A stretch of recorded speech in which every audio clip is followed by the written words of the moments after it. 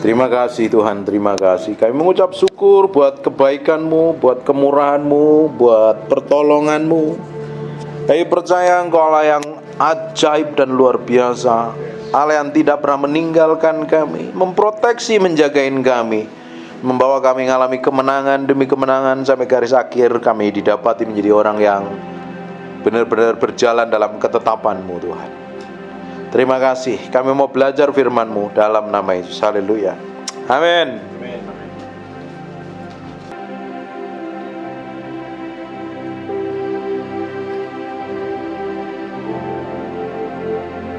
We love you, we love you.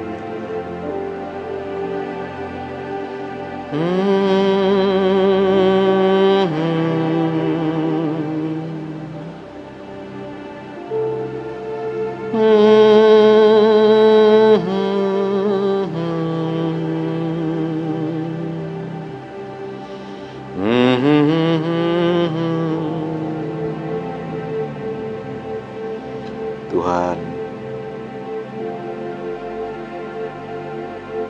urapan-Mu Kau nyatakan dalam ruangan ini Tuhan.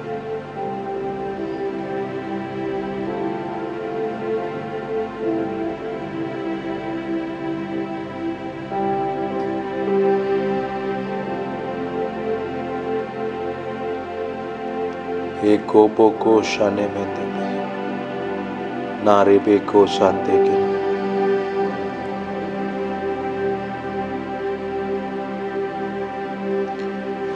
Darah-Mu Tuhan,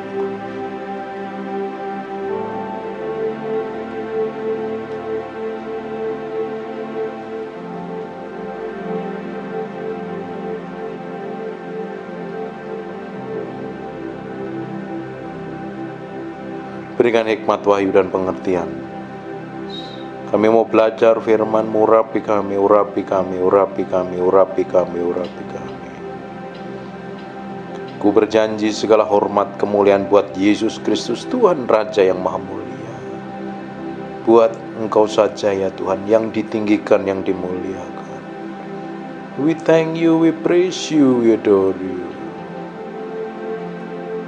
We thank you, we praise you, we adore you. Haleluya. Amin, amin, amin. Nikmati hadirat Tuhan. Amin. Saya merasakan ada urapan Tuhan dalam ruangan ini.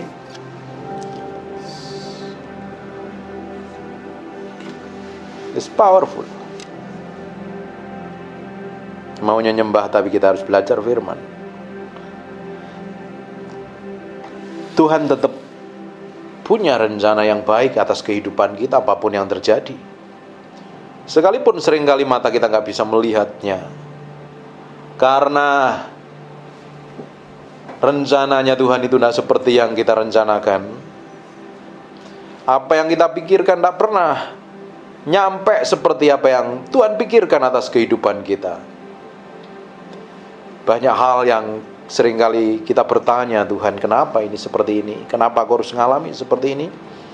Kok seakan-akan saya seperti ditinggalkan sendiri, tapi sebenarnya Tuhan sedang merencanakan sesuatu yang ilahi. Karena tidak ada yang kebetulan di dalam Tuhan. Amin. Surga punya rencana. Surga punya tujuan atas kehidupan kita. Setiap kita yang ditebus Tuhan hari ini punya tujuan ilahi dan menjadi orang yang bernilai dan berharga untuk menggenapi apa yang Tuhan tetapkan dalam kehidupan kita. Seperti yang dialami oleh Ruth. Dia orang yang awalnya mengalami masa-masa sulit di pasal pertama, pasal kedua. Apa yang terjadi? Mereka mengalami penderitaan. Elimelek mati, Mahlon Kilion mati.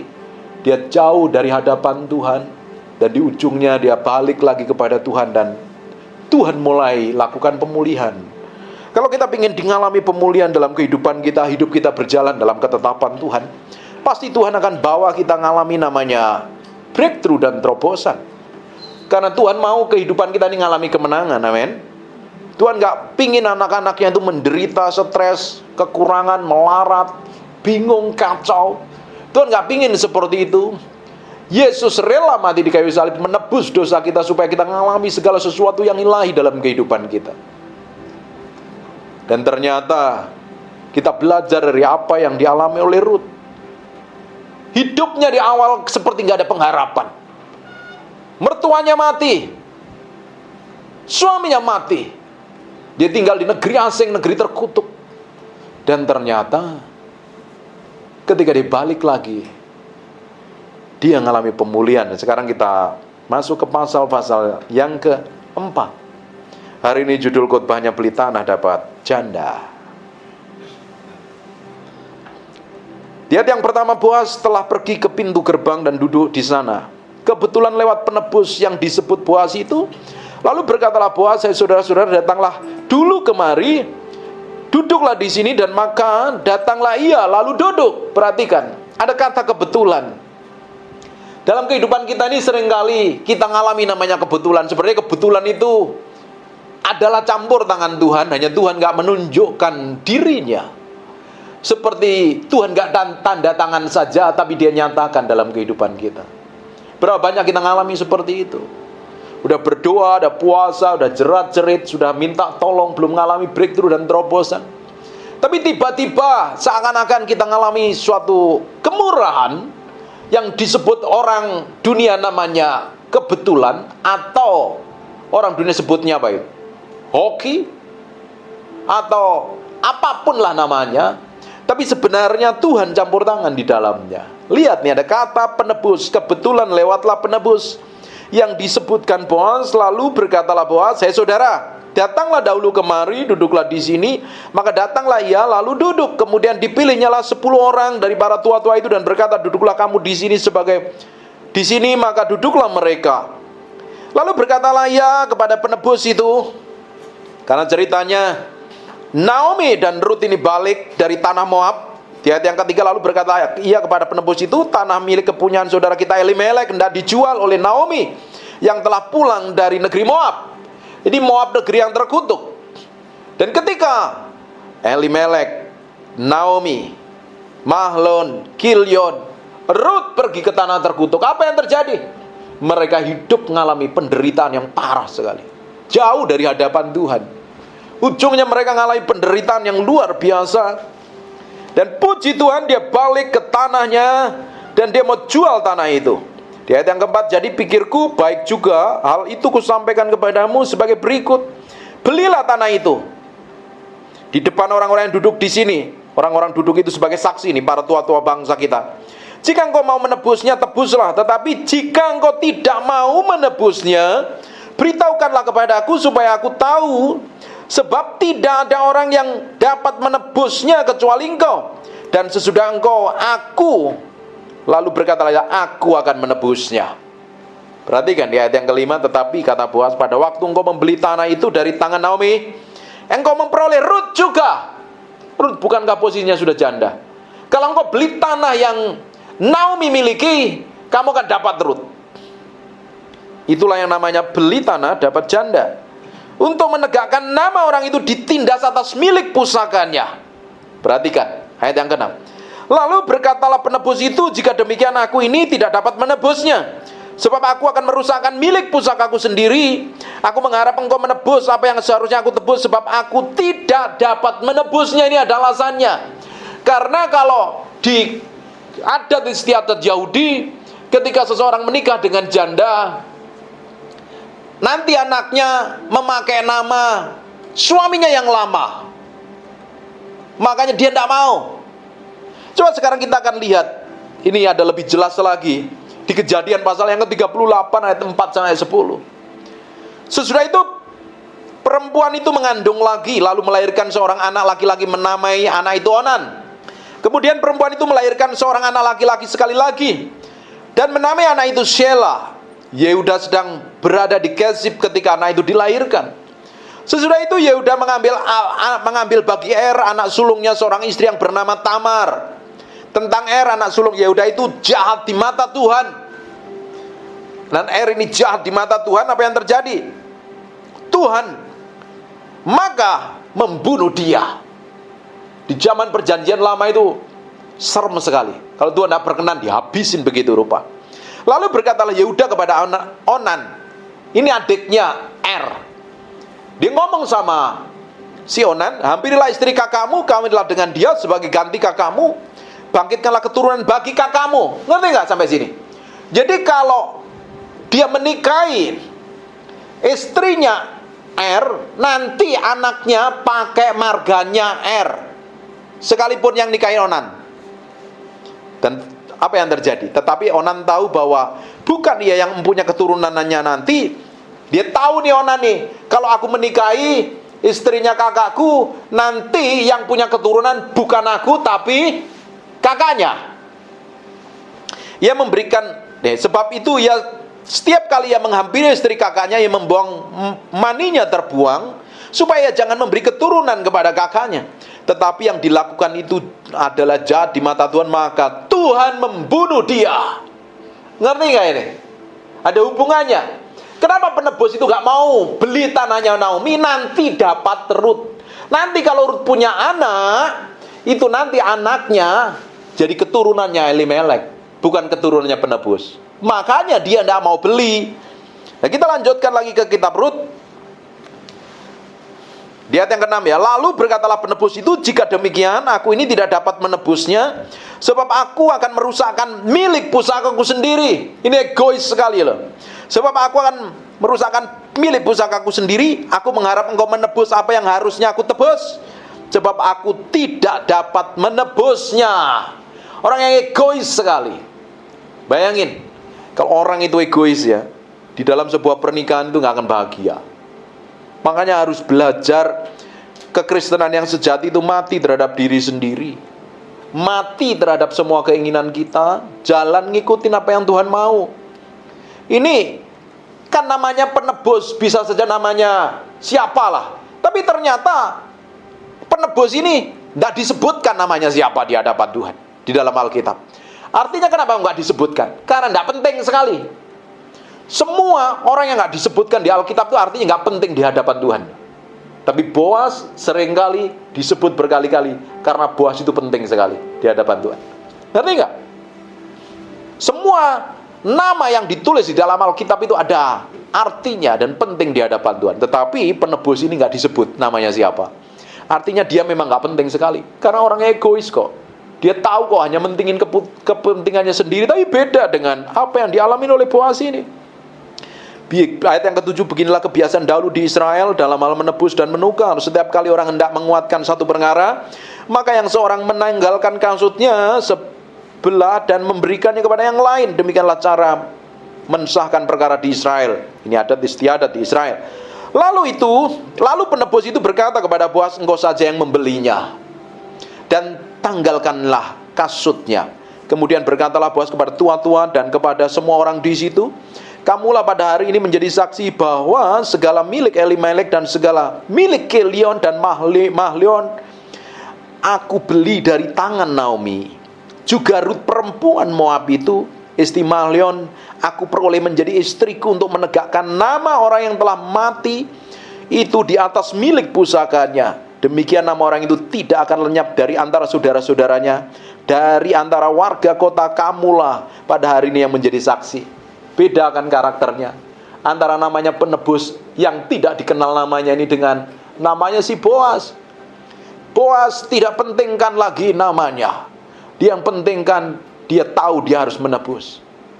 Dan di ujungnya ternyata dia melahirkan anak nanti. Di ayat yang ke-13-nya, lalu Boas mengambil Rut perempuan itu menjadi istrinya, dihampirinya lah dia. Maka di atas karunia Tuhan perempuan mengandung itu sebagai orang laki-laki.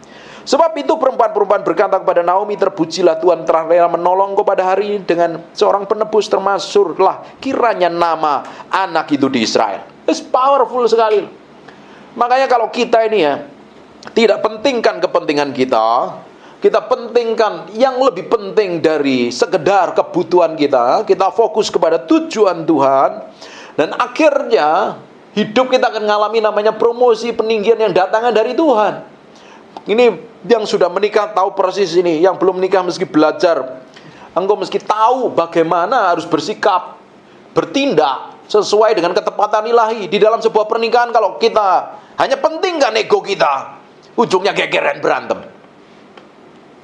Tidak bisa dalam pernikahan untuk mendapatkan kebahagiaan hanya mentingin diri sendiri. Kita harus belajar mementingkan kepentingan yang lebih tinggi lagi dari sekedar kepentingan kita. Dan di ujungnya ternyata si Boas dan Rut melahirkan keturunan yang melahirkan Mesias. Perhatikan di ayat yang 11. Inilah keturunan Peres. Peres meranakan Hezron. Hezron memperanakan Ram. Ram memperanakan Abinadab. Abinadab memperanakan Nahson. Nahson memperanakan Salmon. Saudaranya Tuna? Bukan. Salmon memperanakan Boas. Boas memperanakan Obed. Obed memperanakan Isai. Isai memperanakan Daud. Dan ternyata dari keturunannya Boas ini lahir Mesias. It's powerful. Karena dimulainya dengan tidak mementingkan dirinya sendiri. Tetapi yang namanya penebus tadi, dia penuh ego dan harga dirinya. Nanti kalau aku nikah sama Rut, aku beli tanah dapat janda ini, nanti keturunanku masih keturunannya Elimelek, bukan namaku sendiri. Makanya dianggap gak penting di hadapan Tuhan. Kalau engkau ingin dianggap penting buat kerajaan Allah, engkau harus belajar mati terhadap dirimu sendiri loh. Menyerahkan hatimu sepenuhnya di hadapan Tuhan. Baru Tuhan anggap penting hidupmu. Kalau jadi orang Kristen ya, rajin ibadah, rajin pelayanan, yang dipentingkan ya dirinya sendiri. Hanya mentingin ego dan hawa nafsunya sendiri. Tanpa peduli dengan maunya Tuhan, tanpa peduli dengan tujuan Tuhan. Engkau jadi orang Kristen yang keras kepala, ngeyelan, dablekan, dan maumu sendiri.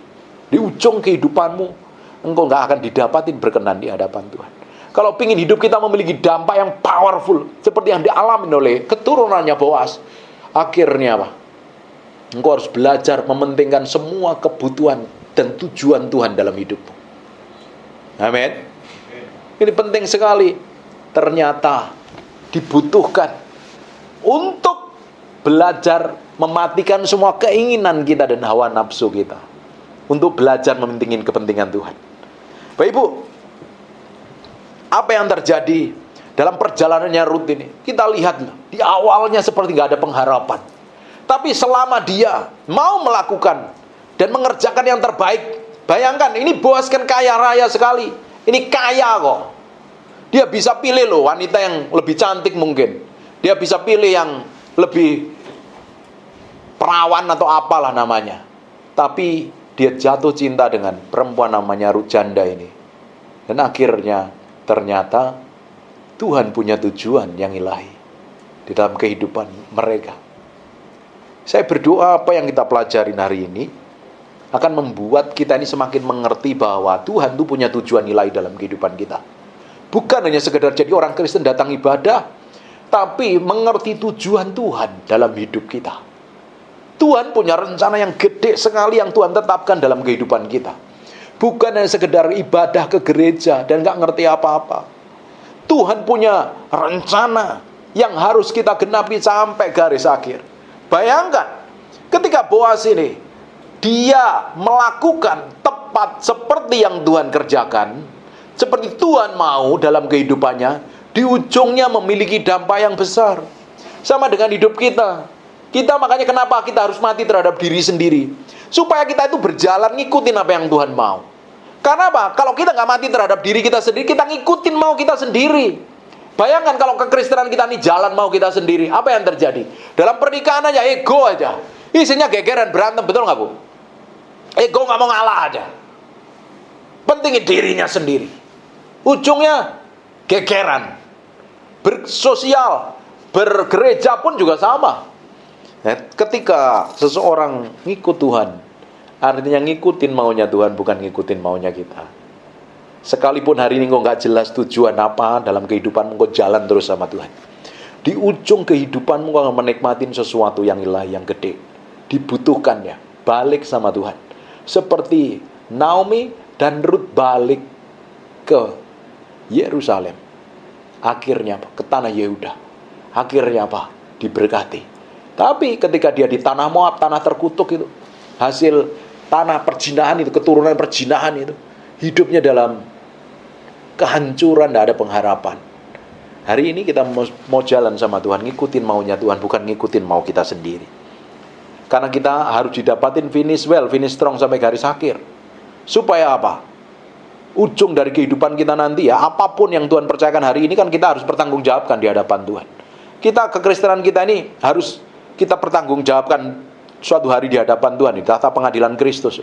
Apapun yang Tuhan percayakan, mau berkat, mau keahlian, mau apapun juga, kita akan mempertanggungjawabkan di hadapan Tuhan. Yang jadi masalahnya kita bisa didapati menjadi orang yang bertanggung jawab apa tidak. Ketika kita memberi hati kita sepenuhnya di hadapan Tuhan, di ujung dari kehidupanmu engkau akan didapatin, bisa dipercaya. Karena prinsip kerajaan Allah, setiap pada perkara kecil Tuhan akan tambahkan perkara yang besar. Ketika Tuhan dapatin kita ini bisa dipercaya, semakin hari Tuhan akan berikan pengaruh otoritas yang powerful dalam kehidupan kita. Makanya kekristenan itu progresnya berjalan seirama, seritme dengan apa yang Tuhan mau, apa yang Tuhan inginkan.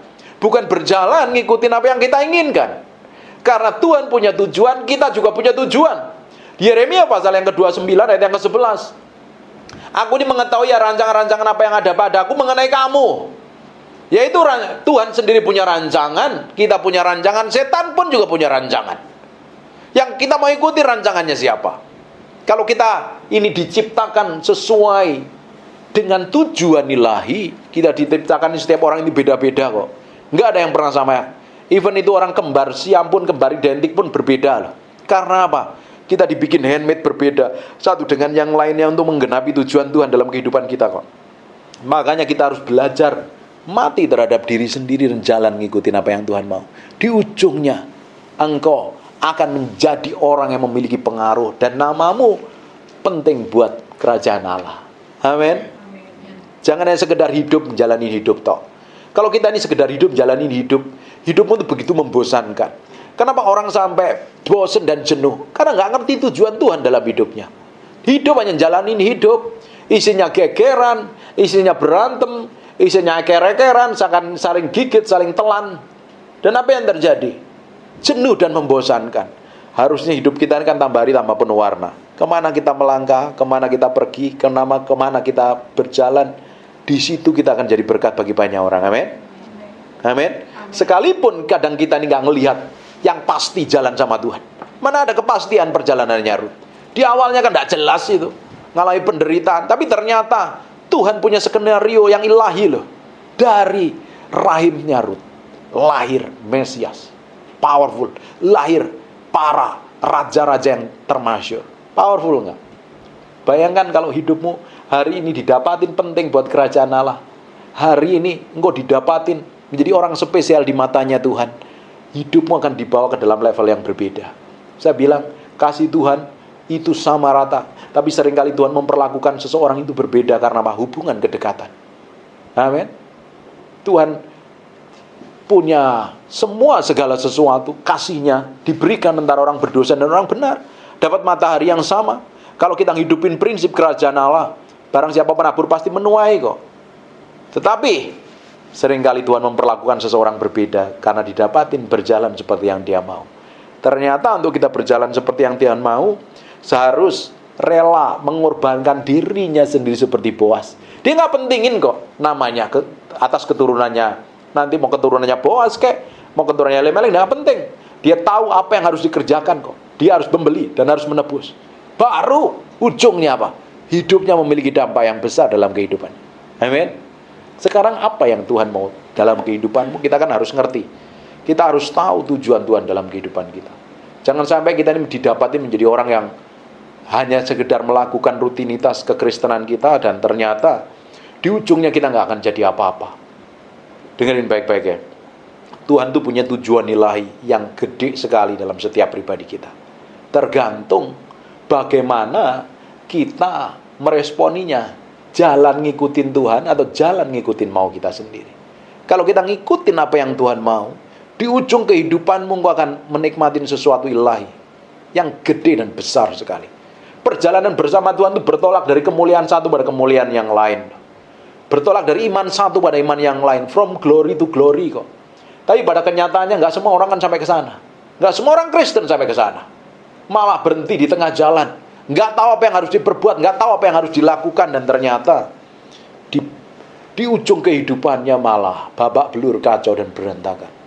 Ini saya berdoa, ini firman akan membuat Bapak Ibu, sehingga perjalananmu sesuai dengan apa yang Tuhan mau, menggenapi rencana Tuhan. Bayangkan, gara-gara bedanya, gara-gara ini penebus kan harusnya kan disebut kok namanya kan, tapi kan ternyata nggak disebut namanya. Kenapa nggak disebut? Karena nggak penting buat di mata Tuhan. Nggak penting karena ngelihat kelakuannya jelek kok. Dia pentingin egonya sendiri kok. Toh kalau aku beli tanah dapat janda itu, nanti bukan keturunanku, itu keturunannya Elimelek. Tapi beda dengan Boas ini. Dia tidak peduli mau keturunannya siapa. Dia tahu harus apa yang harus diperbuat. Dalam kehidupan kita pun juga sama. Kalau engkau nggak tahu apa yang harus kamu perbuat, hidupmu akan limbung, akan jenuh di tengah jalan. Engkau akan mudah ngeluh, mudah kacau. Kenapa banyak orang nggak mengeluh di tengah jalan? Kenapa banyak gerutu jalanin hidup? Bahkan nyalain Tuhan. Karena dia nggak ngerti bagaimana cara Tuhan bekerja. Dia pikir Tuhan harus ngikutin cara kerjanya dia. Padahal kita harus ngikutin cara kerja Tuhan, amin? Kita nggak bisa jalan mau kita sendiri loh. Kita ngikutin caranya Tuhan. Nah, anehnya banyak orang Kristen ngatur caranya Tuhan bekerja seperti apa. Kita ngikutin caranya Tuhan. Orang yang hidup dipimpin roh, itu ngikutin apa yang Roh Kudus mau. Dia harus belajar mati terhadap keinginannya sendiri. Mati daging, pikul salib, sangkal diri. Baru jalan menggenapi rencana Tuhan. Kalau tidak, isinya ribut, gegeran, dan berantem. Coba, semua keributan, berantem, suami istri itu gara-gara apa? Ego kan? Bener nggak? Kenapa kita sering ribut? Karena ego kok. Aku yang paling benar, kamu yang salah. Bisa bahagia nggak? Nggak bisa bahagia. Bisa berujung pada perceraian. Karena apa? Ngikutin egonya. Makanya hidup kita ini harus mati terhadap diri kita sendiri. Kalau kita nggak mati terhadap diri kita sendiri, ujung dari perjalanan kekristenan kita ini tidak akan pernah mencapai apa-apa. Banyak orang Kristen hanya menjalankan rutinitas agamanya, tapi ternyata ujungnya tidak kemana-mana. Padahal kekristenan yang sejati itu jalan setiap hari, dipimpin Roh Kudus, bertolak dari iman satu pada iman yang lain, dari kesucian satu pada kesucian yang lain, dari kekudusan satu pada kekudusan yang lain, semakin diubahkan. Betul apa enggak? Harusnya orang di sekitarmu kan bisa menikmatin Tuhan kok. Saya sering kali ngomong nih setiap khotbah saya, kalau istri saya nggak bahagia dengan saya berhenti jadi hamba Tuhan. Artinya dia nggak melihat Kristus yang manifestasi dalam diri saya. Percuma saya pelayanan kalau dia nggak menikmatin Tuhan. Isinya hanya geger berantem. Kan saya ngomong palsu, ngomong bohong. Kan kekristenanmu harus dilihat orang, bahwa kehidupanmu is real, menikmatin hadirat Tuhan, berjalan sama Tuhan, dan orang di sekitarmu bisa menikmatin manifestasi dari karakter Kristus dalam kehidupan kita. Amin. Kekristenan yang sejati itu mati terhadap diri sendiri, jalan sama Tuhan setiap hari. Yang dipentingin tujuannya Tuhan, bukan tujuan kita, bukan ego kita, bukan hawa nafsu kita, bukan keinginan kita. Jalan sama Tuhan setiap hari. Dan kita pikir jalan sama Tuhan enak, ternyata jalan sama Tuhan seringkali tidak enak kan? Betul apa enggak? Seakan seringkali dibawa ke dalam jurang, seakan-akan gelap semuanya. Tapi Tuhan punya tujuan ilahi. Seperti perjalanannya Rut. Lihat dari pasal pertama, pasal kedua, pasal yang ketiga. Gak jelas semuanya. Dan mulai pasal ketiga dia mengalami pemulihan. Di pasal yang keempat, dia dipertemukan dengan jodoh yang ternyata itu datangnya daripada Tuhan. Bayangkan, kalau pernikahan kita ini ya, jalan ngikutin Tuhan. Tujuan dari pernikahan kan melahirkan keturunan ilahi, bukan hanya melahirkan keturunan. Kalau sekedar melahirkan keturunan yang anak-anakmu karakternya nggak seperti anak-anak kerajaan Allah kan? Betul apa enggak? Melahirkan keturunan ilahi. Kenapa kok pasangan itu harus pasangan yang seimbang? Karena manusia laki-laki dan manusia perempuan itu diciptakan serupa segambar dengan Tuhan. Manusia laki-laki dan manusia perempuan itu diciptakan serupa segambar dengan Tuhan. Dipersatukan di dalam pernikahan. Ini karakternya Kristus, ini karakternya Kristus. Makanya di kitab Maleakhi dibilang, engkau akan melahirkan keturunan ilahi. Anakmu kelakuannya seperti anak-anak kerajaan Allah. Kalau sekedar melahirkan keturunan ya gak jauh beda dong dengan orang dunia. Tujuan dari pernikahan kan seperti itu, melahirkan keturunan ilahi, menggenapi tujuan Tuhan. Sehingga pernikahan yang benar-benar datangnya dari Tuhan itu tadi Dari manusia laki dan manusia perempuan yang serupa segambar Allah dipersatukan, lahirlah keturunan yang akhirnya banyak gambar Allah di muka bumi. Bumi ini dipenuhi dengan kemuliaan Tuhan. Tapi kan setan seringkali jebak beberapa orang, akhirnya hamil di luar nikah dan lain sebagainya, sehingga bukan lahir keturunan ilahi lagi. Banyak keturunan orang-orang yang kepahitan. Bener apa enggak? Kenapa kok seperti itu? Karena setan tahu persis kok, kalau pernikahan itu jalan ngikutin apa yang Tuhan, hidup dalam pernikahanmu itu jadi berkat bagi banyak orang. Kehidupan pernikahanmu akan benar-benar mencerminkan kemuliaan Tuhan dan memberkati banyak orang. Tapi kalau pernikahanmu isinya gegeran, ribut, berantem, merasa benernya sendiri, merasa pinternya sendiri, kok gak akan bahagia. Pernikahan bisa seperti surga di muka bumi ini. Kau menikmatin kedamaian, ketentraman, penuh cinta, asmara, bergelora, berdegup kencang, dan lain sebagainya. Atau kamu isu gegeran, berantem, sikut-sikutan, saling menyalahkan, saling merendahkan, saling melukai. Betul apa enggak? Harusnya pernikahan tambah hari tambah mesra kok. Saya sama istri saya tiap hari kita pacaran. Pacaran sekalipun pernikahan kita sudah lumutan. Sudah lama sekali. Tapi kita bangun keintiman. Kita mau nikmatin benar-benar pernikahan kita itu jadi berkat bagi banyak orang. Kita mau menikmatin pernikahan kita ini sesuai dengan kehendak Tuhan, dan ujung dari pernikahan kita bawa ke dalam hadirat Tuhan kok. Itu nyenengin hati Tuhan. Makanya akhirnya dari ujung kehidupan kita kan kita harus bertanggungjawabkan di hadapan Tuhan dan didapatin menjadi orang yang berkenan di hadapan Tuhan. Amin. Sebenarnya yang harusnya kita kejar itu kan tujuan Tuhan, supaya rencananya itu digenapi dalam kehidupan kita. Tuhan itu kasih janjinya di dalam firman itu. Di dalam firman ini harusnya semua anak-anaknya kita ini kan sudah ditebuskan. Dulunya kita orang berdosa, ditebus jadi miliknya Tuhan. Hari ini yang harusnya kita binasa, ditebus, diampuni. Setelah diampuni, diangkat jadi anaknya. Suatu hari kita akan memerintah bersama Tuhan, jadi ahli waris kerajaan Allah. Harusnya semua janji di dalam firman ini kan jadi bagian milik kita. Amin. Tapi kan nyatanya tidak semua orang Kristen bisa menikmati janjinya Tuhan kan.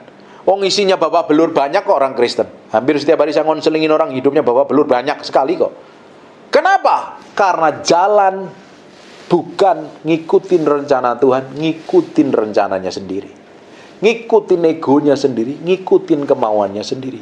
Di ujung perjalanannya nggak bisa menikmati apa yang Tuhan tetapkan dalam kehidupan kita. Semua janjinya itu hanya sekedar janji. Padahal ketika Tuhan berjanji itu akan menjadi bagian milik kita.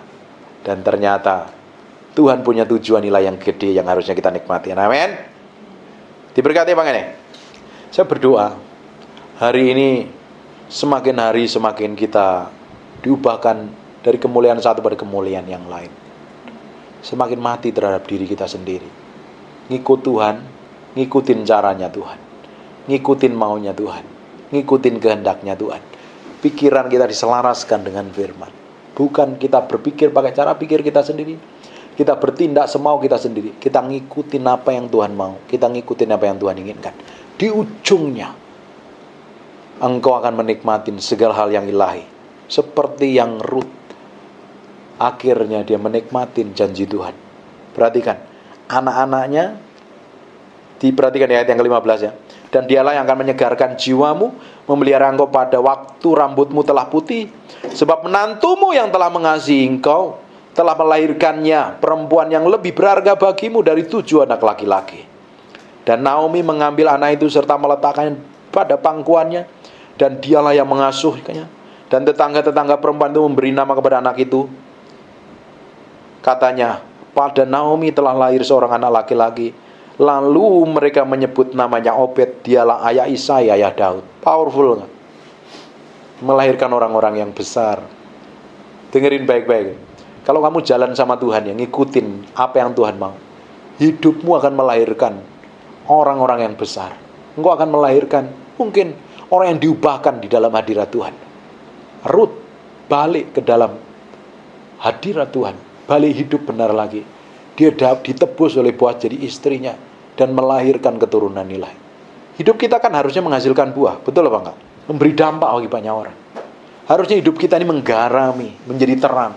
Paling tidak hidupmu bisa memuridkan orang lain, menjadi serupa segambar dengan Kristus, memiliki pengaruh otoritas yang powerful. Kalau tidak, hidupmu nggak akan bernilai apa-apa. Bayangkan kalau kamu hanya fokus pada dirimu sendiri, berkutat pada gegeran, berantem, jatuh dalam dosa, stres, bingung, kacau, berantakan, emosian, dan lain sebagainya, kamu nggak akan ngelahirin apa? Ngelahirin kekacauan isinya.